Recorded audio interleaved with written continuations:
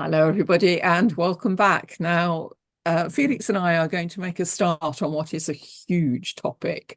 And we're going to chunk it down into hopefully more bite-sized pieces. And that is the grid structures of the Earth. And there's a lot to talk about here and a lot to understand around it, because we have what are called natural consciousness grids that have been put in place. And then we have unnatural or artificial grids, which we're referring to as overlay grids. And then there's even new things coming online on top of that at this very moment. So there's quite a lot to talk about here. So we're going to start with the consciousness, what we are calling the consciousness grids, which are the natural grids that have been put in. And when we talk about grids, we're talking really about the ley line structures, the grid, grids that surround the Earth, and that within us you might look at them or refer to them as our meridian systems. And some people even call them kind of like the circulation system of the Earth. It's the way the Earth moves energy around, and there are networks within that are like they're called the crystal heart network that move that are anchored at certain places and move the energy around within these structures. Now, Earth suffered, this is going back a very long time ago, 5.5 million years, after the destruction of the first seeding of humanity on the Earth, from the electric wars. There was the seeding of humanity on the Earth, and then something called the electric wars, which I think we might have talked about. I'm not sure. Yeah, we did. Yeah. That took out that first seeding, but at the same time, it created huge damage to the Earth's morphogenetic field, and the morphogenetic fields hold the grids within it. So the grids were very destabilized, and the Earth may well have imploded if there hadn't been intervention in it. So the founders came in, or two of the founder races came in to put in place grid structures to stabilize the Earth's fields. One dealt with putting in the vertical grid structures, and the other dealt with putting in the horizontal grid structures. And it was the Elohai who put in the grid structure. Vertical one. The vertical one that's called the Great White Lion. Get my hands on right. Yeah, the Great White Lion grid. And then the horizontal one is the Golden Eagle grid, which was put in by the Seraphim. And there is Seraphim and Elohai consciousness in both of these grids. Now, there are two more natural grids, as we might call them, or grids that have been put in place by the guardian races to help us. These went in about 24,000 years ago from where we're sitting now, at the time of, or around the time of the last stellar activation cycle, when there was there was huge argy-bargy going on between fallen races and the guardian races to stop Earth being pulled into full fall. And at that time, the Ayani, a very, very, very high consciousness race, had stepped themselves down onto the Earth and were putting in place something called the Four Faces of Man grid, which is an amazing grid. It spans, just where it doesn't span is unbelievable. But they were taken down before it could be fully activated by the Ayani massacre. And there was another grid put in by the Brahmarama races over the Indian subcontinent called the Blue Oxen or Sacred Cow grid. So these are the natural, what we might call the natural consciousness grids, those which are here to help and enable 12th dimensional consciousness and to carry those currents around the Earth. And we'll come on to what's been done to degrade and the overlay grids, the reversal grids that have been put in place over those on another chat. But that's a sort of very basic outline. So there's obviously an awful lot more there, and we'll go into some of that. But I Yeah, bet very, Felix get a word in edgeways now. very well put. She's very versed in her grid knowledge, is Saira. Absolutely. So yeah, these consciousness grids basically hold the race memory, genetic information of the Elohai for the great white lion. The golden eagle holds the seraphim race consciousness, and then the sacred blue cow or the blue oxen is the Brahmarama amethyst order. So each of these relate to the founder races. And they hold the records and histories within these different grids. So it's interesting because recently we're repeatedly going through repetition and repetition of healing and updating masculine consciousness, feminine consciousness, and they represent into the different consciousness grids as well. So when you start to heal yourself and heal parts of your own consciousness history, like your divine feminine, that will then update into the consciousness grid that would be of the Elohai, so the sacred, the great white lion, sorry. And what we're looking at with the golden eagle, I would see more so as the golden child, and the information that's kind of running through with that is we're looking at there's been a lot of damage to our 12-strand DNA template, which we've been consistently rehabilitating over and over and over again. And this has been slowly working through updating, purifying, clearing, and healing the 12-strand DNA template, but also the seraphim consciousness, which is has the ability to hold that. Now, the history within that consciousness holds both benign but also fallen race consciousness within that. The fallen ones want to create the destruction. They want to kind of degress the template as much as they possibly can. And it's interesting because one of the key hub points of the Golden Eagle grid is the Iran gate, which we're currently seeing playing out with a new war situation, or maybe not a new war, but a very ancient war playing out again in modern day times. So what we're with the seraphim, I think maybe we should start off with how has it become digressed? How has it kind of fallen? How has the seraphim consciousness gone into a kind of such a state of damage? And I can put my hand in on that one and look to hybridization, the hybridization of different consciousnesses to bring fallen race consciousness back into alignment with benign. The conflict within that creates such a level of dis-ease and conflict within the grid itself and within the consciousness. So as we're having these thoughts kind of coming in, where we're in opposition to ourselves and opposition to our trajectory of light, or into our pathway of choosing the right things, choosing good things, versus wanting to go and do very destructive things, eating 10 bags of chocolate, these kinds of, and worse, these kinds of topics we're looking at, that we've got two sets of consciousness playing out within one form, essentially. And what we want to do is kind of start to rehabilitate that, which then starts to claim back power within the consciousness grid itself.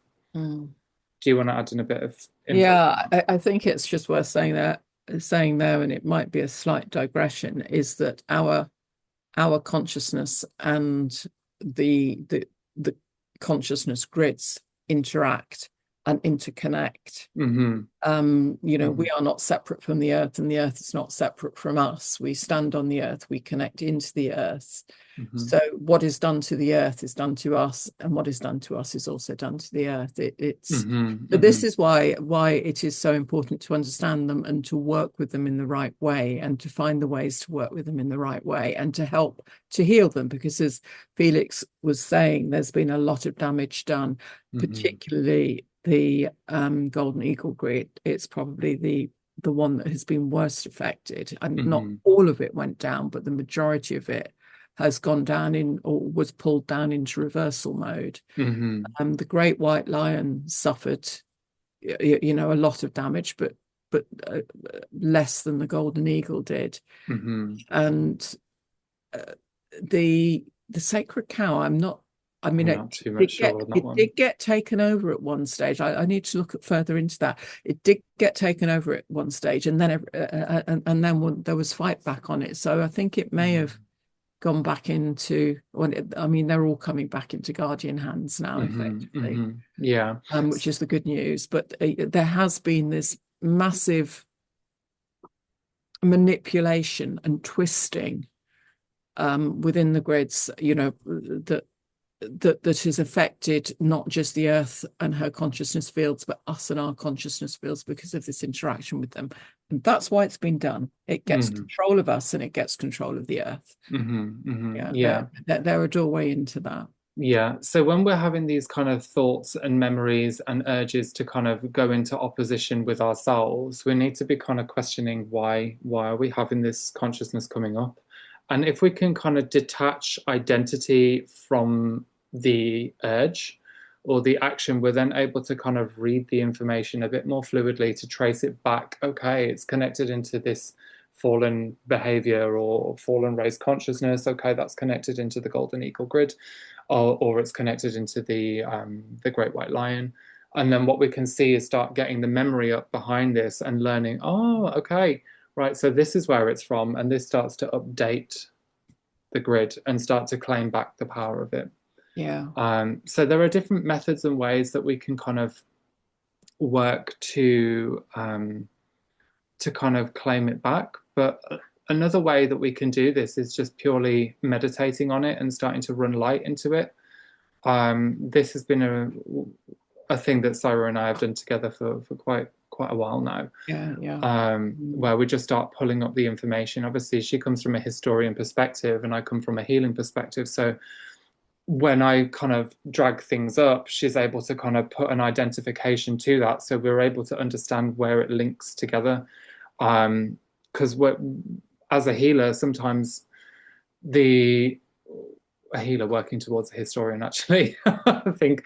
Yeah. So with the healing stuff, you're dealing with real weight and tightness that comes with the trauma of it. So being able to kind of unlock that gets access to the deeper memories of what's going on within there. Then you give it to someone like Saira, or Saira just meditates on it anyway.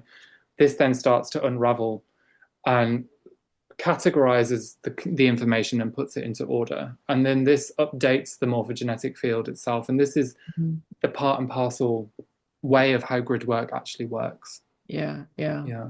And and I know some of you out there are going, well, how can I find a place to meditate on the white eagle, on the golden eagle, or how can I find? I mean, really, you can do it here, sitting at your Mm-hmm. desk. Mm-hmm. Set the intent. Connect your consciousness to the Earth's consciousness fields, and set your intent very clearly about what you're going to do, and what it is you want to connect with, and in some respects, we're talking about energy. So it really is, in some respects, as simple as that. Obviously, Mm-hmm. it's not that simple. It's a discipline that you learn. Mm-hmm. But Mm-hmm. yeah, I mean, I very firmly believe we all have this capacity. It's just a flabby muscle within us that we need to tone. Yeah, yeah, it So, definitely works in that way. yeah, yeah. Yeah. And yeah, shall we have? I don't know how we're doing for time, but the Four Faces of Man is Let's something just else. go Again, for have we it. got time to just okay? Yeah, yeah, let's just go for it. Give The it a Four whirl now. Faces of Man was put in because of the damage that was being done to the Great White Lion and the Golden Eagle grids by the fallen races. I mean, the damage to these grids started to really come in about 75,000 years ago. So um, the Ioni came in, and it was around from where we are now, it's about 26,000 years ago, to put in place this grid which would override. I mean, the Four Faces of Man grid to a very large extent is an override grid to override what the fallen races were doing and kind of cut the crap. For once and all, because this grid, once it was activated, would just really blow them out Mm, of the other grids. And it's a grid that's anchored on the Earth, but it's not just anchored on the Earth 3D plane, it's anchored all the way through the dimensional fields. It goes all the way up mm, through the dimensional fields up to the 12th dimension. mm-hmm, So it's anchored through every matter every matter level. mm-hmm, mm-hmm, Massively powerful, running current down from the creational fields at the top to hold, and of course no fallen consciousness can stand against that.